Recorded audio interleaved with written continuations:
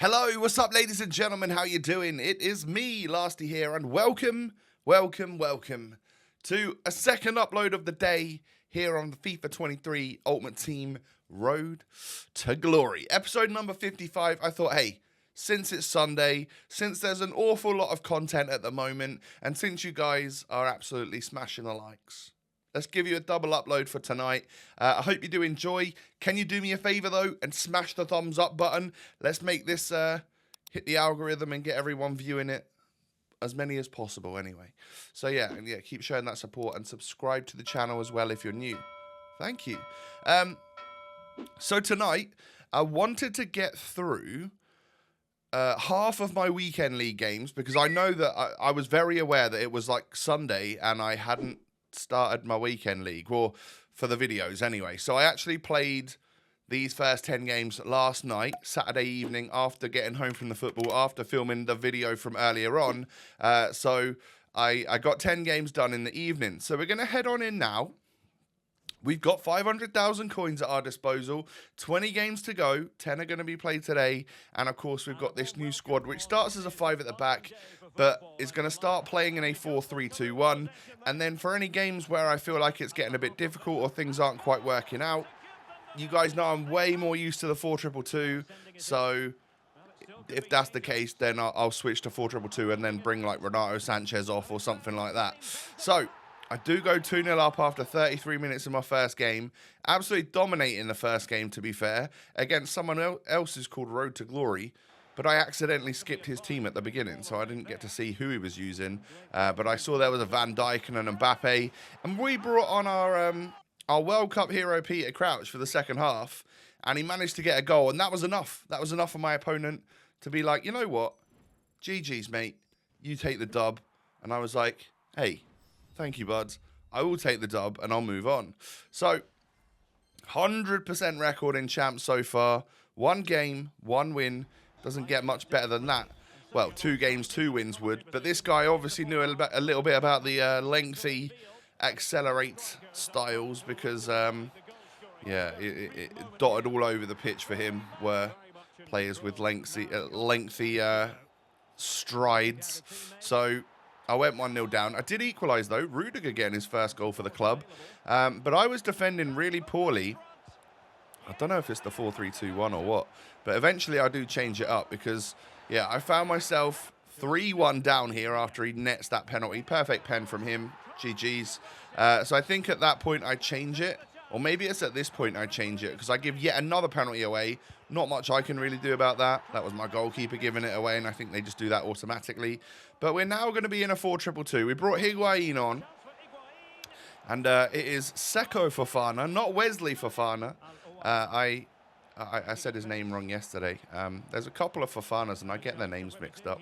But yeah, Higuain ends up sort of bundling that one into the back of the net. So from 4-1 down, we're now back to 4-3. Hey, if we can keep this going in the second half, we might be able to turn this one around. Although it's looking fairly unlikely because, to be fair to this opponent, as much as I could break through and get some goals, he was very good in the attack. And I think I might have still been a little bit rusty after not playing much FIFA the last few days, as it's all been about sort of like menu content and stuff, hasn't it? So, yeah. Anyway, 5-4. He makes it 6-4. Unfortunately, at that point, I have to then throw the kitchen sink at him, and that either goes one of 2 ways. You either get back into the game, or they extend their lead, and that is exactly what my opponent did. So, Bug Sports, GG's. A fairly close game. Lots of opportunities for both teams. Literally like 30 opportunities between us, and 11 goals in the match. That's kind of crazy. So we're 1-1. We've now got a 50% record in champs, and if we carried on with a 50% record, of course we would fail to get 11 wins. So I need to up it slightly. We go 1-0 up from Dimitri Payet. We go 2-0 up from Dimitri Payet. Every now and again when I get through like that and I want to kind of hit the ball like first time, I'll take the shot like with hardly any power on it so that the ball sort of stays really low to the ground. And I found that works quite well to get past the goalkeepers. It makes like sense in real life because it's for physically for you to be able to get down onto the ground quickly is not the easiest thing to do. I know that a lot of goalkeepers IRL are like have like these cat-like reflexes and jump around like no one's business, but it is obviously very difficult to get down low really, really quickly. There's only a certain speed that you can do that, I guess. So keeping the ball low is obviously kind of like what you want to do. So we get a victory here, 4-1, rage quit. So 2-1, good stuff. Back on track then to hopefully just carry on and get some more wins. A nice solid squad to come up against next. This guy obviously kind of knows what he's doing with some of those players as well. A nice Serie A. And I think it was French League mix. I saw a Marquinhos anyway. And he does go 1-0 up with the informed Rafa Leao. I'll be honest, the Player of the Month one is very much tempting me. Knowing that I have Benassa and lots of good Serie A players, I think I might head down the route of trying to get Leao at some point. Because I reckon I'm fairly close to having enough fodder to do it. Maybe after this weekend league, with the rewards that we get from that, I might have enough to get Player of the Month Rafael Leao. Unless, of course, there's some really, really good World Cup related card that comes out, because they could also tempt me, you know. That's a little bit more relevant as well to the current times, isn't it? You know, like the Path to Glory stuff is more relevant than like a Serie A Player of the Month. But we'll see. We'll see what we decide to go ahead and get. Because I've got a couple of mates who have got that Rafael Leao, and it's the final one where he can be lengthy, I believe. So, because if he gets literally one more agility in his next card, he won't be able to be lengthy, so he'll become less useful. This is probably one of the best Leao cards we're going to get, and yeah, it'll be a good card to get, I'll tell you that. Anyway, my next opponent managed to get a World Cup Harry Kewell in his World Cup hero pack. But my World Cup hero, Saeed Al-Owairan, is just so clear. I feel so awful about the way I instantly reacted to getting that pack, because I was just thinking, oh, this is going to be terrible to link. He might be a good card, but he's going to be terrible to link. And then when you look further into it, the heroes in the correct position getting full chemistry anyway, no matter who you link them to, means that, well, that's good because they play with amazing stats. Saeed's stats are absolutely insane as well. Like, they're ridiculous. And I didn't realise that he was going to be like holding a 500,000 coin price tag. So I did really well with my World Cup hero, and I feel stupid for like my initial reaction to being like, oh, that's a bit of an L, because it's clearly not. And I'm willing to take the L myself there for my ridiculous opinion. But anyway, this next game was proven to be a little bit difficult. Both had 6 attempts at half-time. I had to resort to a horrific Trivela in order to get my goal.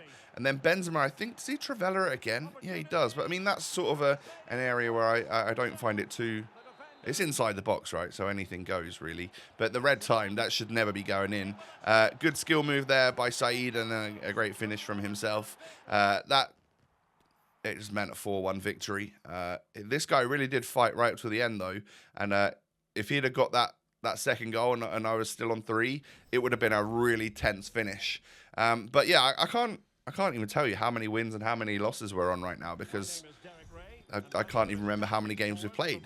But my next opponent has got a red Neymar, and then Path to Glory Griezmann and Araujo, who we all know were at the start of this game were both very good, especially Araujo. Everyone was using him for a long time because he was so cheap but so OP at the back. And I'll be honest, this guy was very good with his dribbling. He seems the sort of person that probably got a really high score in the weekend league in order to get himself the red Neymar, you know. So fair play to him, and we'll take the L there. It's no problem. That's the second loss of the weekend league, though, I believe. So we're doing all right, only having lost 2. Into the next one we go. Straight back on track again with a low finish from Benzema.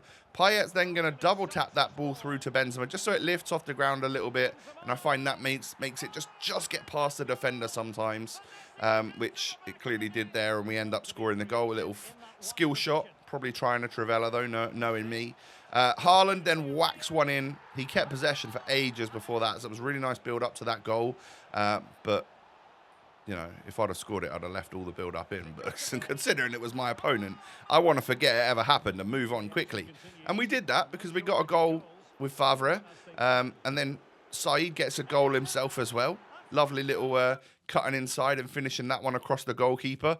4-1. See you later, just before half-time. So, how many points are we on now? How many points? We've only lost 2, and we're up to 26 points. That's good. That's, 6 and 4? 6 and 2, I think. Maths is not necessarily my strong point.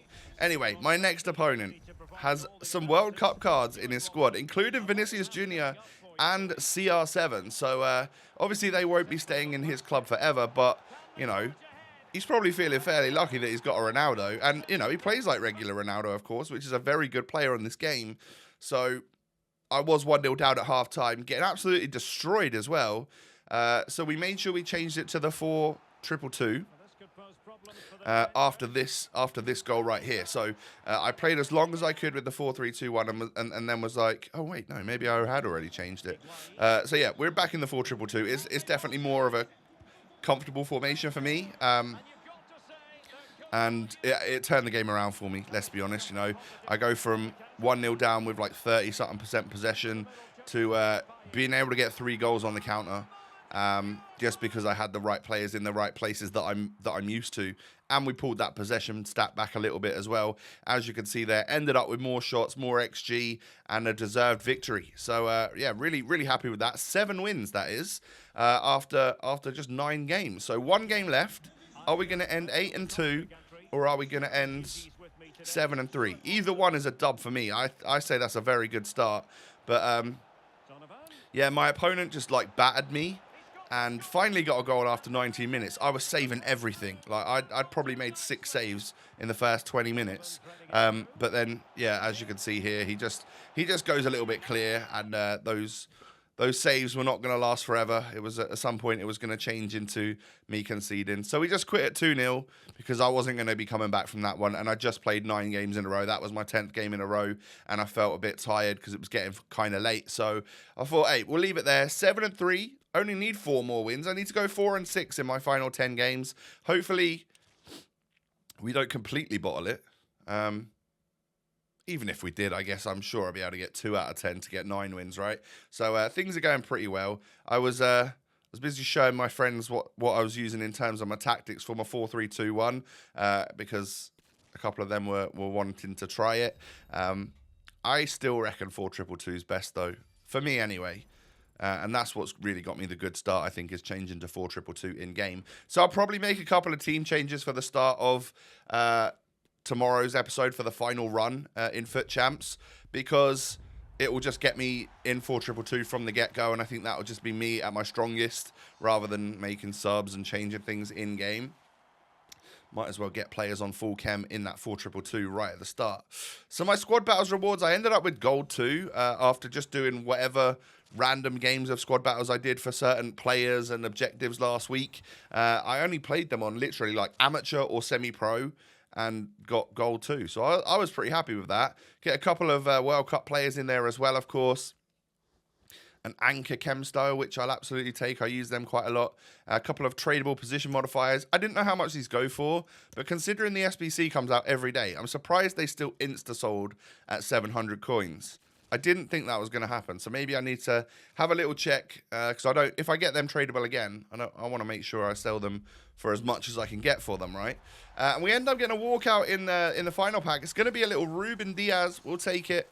Yeah, I mean, I would like the Portuguese Premier League player to be Ronaldo, but it can't always be that. I'm hoping I get him in a Red World Cup at some point, just because I reckon it's probably easier. I don't think it's the pack weight is the same for those red time limited cards, right? I think we get better ones, better weight in those than we do for the gold packs. Anyway, I was very happy that from just random squad battles games, I got myself a 20,000 coin tradable walkout. Portuguese from the Prem, you can't moan about that. I'll take the coins, thank you very much. And yeah, it's going to come towards the end of the episode. I think I haven't loved Frankowski, the right wing back there, the Polish guy, and Fofana's been good, but I wonder if like I don't need him because I can use Kessie and Renato Sanchez in a 4-2-2 and get on just fine, knowing that I've got like Benassa and Gosens on the bench that I could bring on in that position. Yeah, I don't need him. So I'm probably going to get rid of the 2 French league players that we brought in and change to a 4-back to begin with and get some more and get back to that 4-2-2. I think that will work best for me. If you've enjoyed the video today, do me a favor, smash the thumbs up button. It's an extra video, so I'd absolutely love to see your support on it. Make sure enough people get their eyes on it and stuff like that. Subscribe to the channel as well if you're new. Cheers. And follow me on Twitter and Instagram. Those links are down below. Yeah, social media down below. Come follow me over there. Have a good one, guys. I'll be back again normal time, lunchtime tomorrow. I'll see you then. Peace.